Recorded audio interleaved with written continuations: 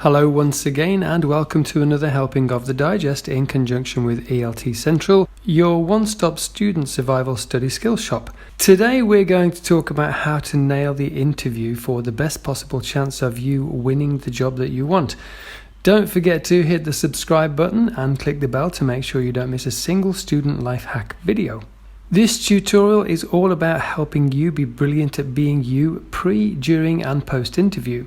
Let's start at the almost beginning because I have to presume that you've already applied for a role and that you've got the interview. So what's next? The first step is to put your previous university research skills into practice and get some information on the company you are interviewing for. These are the points that you should consider. Who is the company and what do they do? This information will be pretty crucial at your interview, so make sure you do your research. It will give you reasons as to why you want to work there, and it's important that you don't only say that you need a job. Your research is going to help tell the interviewer why this is the company for you and why you are the person they need. Check out also if it's a family-run concern, because if it is, you can say that you like the idea of being part of an organic growth company that has family values and understands the importance of loyalty to brand and employees. If it's a bigger conglomerate firm or subsidiary, then you might want them to know that you can see how important the company is and that there's true potential for you to grow within the company, that people instantly recognize the brand and image, and as so many of your personal goals and ambitions are geared along the same lines, then you are the perfect fit for each other. Look also at who are the customers. This is important because you need to know the target audience and how your skills connect with them, and maybe even how your skills can help push that market to a larger audience. Who are the rivals? Again, important you understand that there is a challenge in the market and that you know that either the company you've applied to are leaders and you want to help them keep in that position, or whether they're chasing and you believe your skills will help them become the market leader. What are the staffing levels? You want to be part of the big picture, or you want to be part of the family. Also, what's the staff turnover? If it's high, then the company might not have a great philosophy and staff may be dissatisfied, and that equals warning signs. If not, it shows they value their staff and the people who work for them are happy in their jobs, which is great. Look at who is the boss and where did they come from. Did they come from within the company? Now, this shows there's room for promotion and recognition of talent, which is important to you. If not, you can also say that you love the idea that they headhunt the best people for the jobs. How long have they been operating and in which areas? And this could be geographically as well as professionally, because you might be in the area or you might want to move into the area, or of course the area of industry is something that you are very interested in. Who are their rivals and why is this company better than the others? You may want to drop this in during the interview to show that you know the industry and you understand how the operation or that industry works. It may also help you to know what their annual turnover is. Again, it demonstrates you've done your homework and that you haven't gone in there cold. You can check the manager and company profiles on LinkedIn.com, Monster.com, Indeed.com, or plenty of other websites. Now, LinkedIn leaves a footprint of your visit if you are logged in. So if you want to go incognito, make sure you're not logged in while you look at them. While it's perfectly acceptable to check out the company's social media pages, it's probably not a good idea to stalk a future boss and get a restraining order before you even start. Right, aesthetically, it's also important that you look your best. Make sure that you are suited and booted and your clothes are clean and that you are interview ready. Is your tie free of stains? Is your shirt, your blouse ironed? Is your hair neat and tidy? For example, ponytails ought to be brushed or combed and not scraped together with little bits hanging out here and there. Are your nails clean?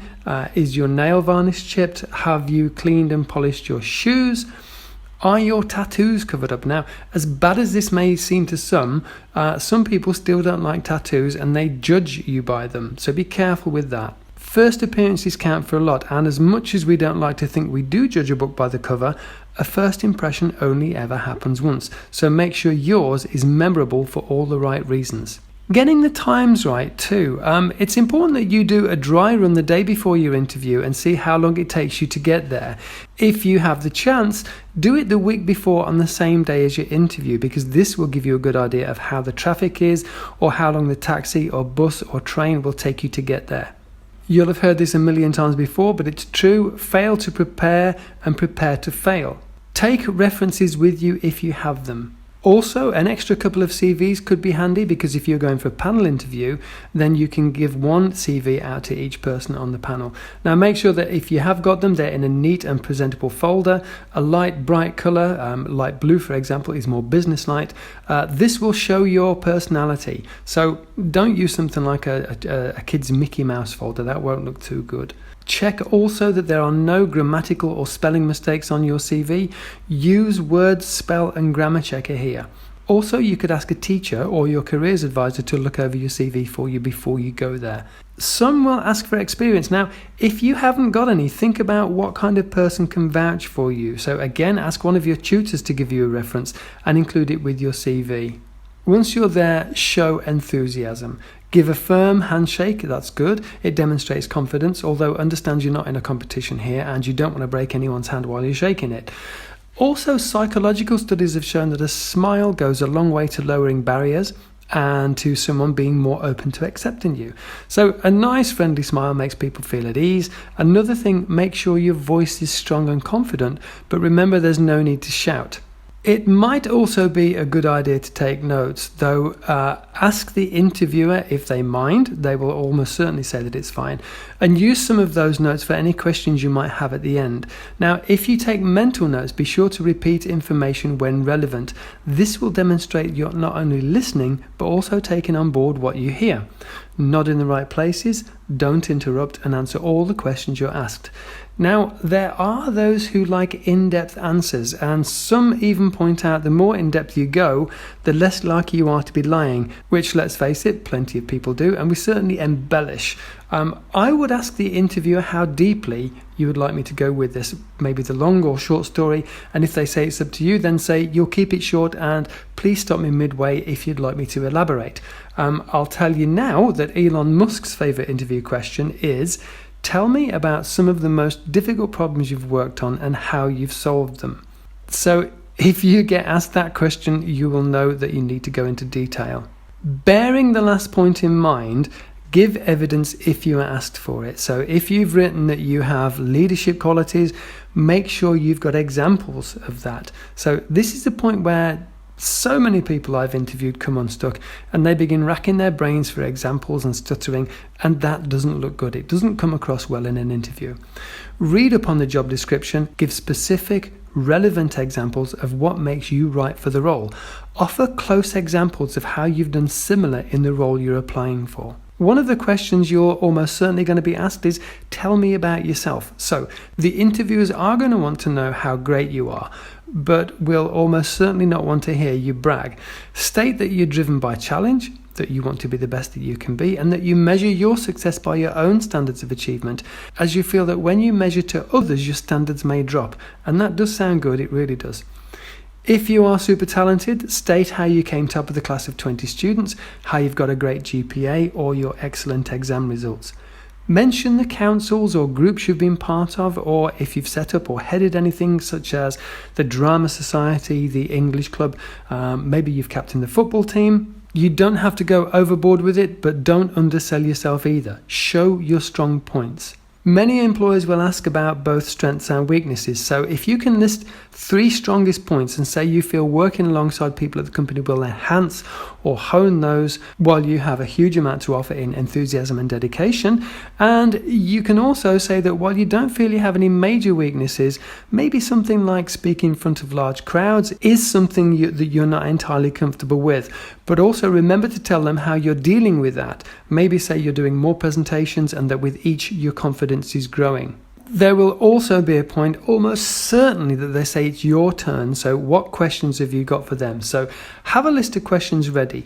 Now, you can mention things like turnover of staff, ask who is the longest serving staff member, and whether it's usual that people stay for so long or for such short periods of time. This will show your prospective employer that you are in it for the long haul too. Now, whether you are or not is beside the point, but it is important to stress that. It's also where your research comes in, so you can flash a few figures around about the competition and demonstrate how you understand that this company is better and why they are the market leader in the field, or how they either intend to stay ahead or overtake the competition, whichever the case may be. All your research should come to fruition here. So practice your questions and practice your pitch. This will be the thing that sets you apart from the other interviewees. Here are some very handy tips also for other applications. Have a brilliant substitute CV ready. So tailor 3 or 4 different CVs so that you can show your skill sets that are relevant for each of your capabilities. That way you can show each employer your range, but offer the one that fits the bill in their particular job description. Your other skills are important, of course, but you should always try and tailor your application as best you can. And if this means making more documents, so be it. Just make sure that you don't get them mixed up. Very, very important is dirty footprints. Do not leave dirty footprints on the carpet. And what I mean by that is whatever you do and say on social media is open to anyone in the world to look at. So if you've got terrible pictures of you doing terrible things on Facebook or Twitter or TikTok account, it can be seriously detrimental to your employability prospects. So a simple rule of thumb is that if your mum or your gran can see your profile without being offended, then almost anyone else can too. Once your interview is over, is it all over? Can you sit back and relax? Will you wait for a response? The answer to that is absolutely not. Write back and say what a great experience the interview was for you and that you found it to be a really enjoyable and beneficial experience. If you're new to it, you could mention that too and then thank the person for making it go so well. There's no need for this if you've got experience, but it wouldn't hurt to thank them for their time when they're so obviously very busy. As a side note, you could offer to email again within a week and see what progress has been made. It's also important to think a little bit outside the box when you make applications too. So here are a couple of real examples that have worked in the past. Someone who became a friend of mine wanted a job as a designer at the newspaper I worked for, and what he did was sent in a mocked up front page with his picture and a story about how the newspaper had hired the best designer in the Northwest and how great the paper had looked since his arrival. It got our attention, he tried out, and we hired him. He turned out to be one of the best designers we've ever had, and now he works designing a magazine for Manchester United.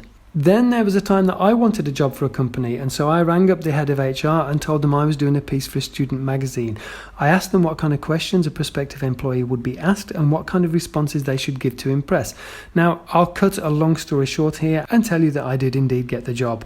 Okay, I hope this helps. If you've got any questions you'd like to ask me, you can DM me here or email me at andy@eltcentral.co.uk. I'm also in the process of setting up a free website for students at eltcentral.co.uk for all kinds of jobs in the UAE. It will be free for job seekers and employers, and so if you know someone who wants to advertise a job, let them know they can email me and I may well be able to offer them the right person. The more we help each other, the better off we're all going to be. Once again, please subscribe to help grow the channel and spread the love. Thanks for listening. Take care. Ciao for now.